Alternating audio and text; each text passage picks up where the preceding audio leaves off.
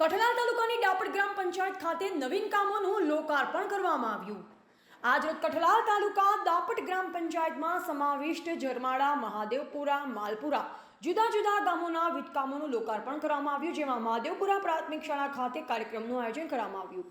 Mahadevapura CC રસ્તાના કામનું લોકાર્પણ કરવામાં આવ્યું. આ પ્રસંગે અનારા જિલ્લા પંચાયત સદસ્ય શ્રી જીતેન્દ્રસિંહ ચૌહાણ, કઠલાલ તાલુકા ભાજપ પ્રમુખ પ્રવીણસિંહ પરમાર, જિલ્લા લઘુમતી મોરચાના મહામંત્રી સોહેલભાઈ મલેક, યુવા મોરચા મહામંત્રી અશોકસિંહ સોલંકી, સરપંચ શ્રી લક્ષ્મણભાઈ પરમાર, તલાટી કમ મંત્રી વિક્રમસિંહ ઝાલા, ડેપ્યુટી સરપંચ પ્રવીણસિંહ ચૌહાણ, જગતસિંહ ઝાલા તેમજ મોટી સંખ્યામાં ગ્રામજનો ઉપસ્થિત રહ્યા હતા.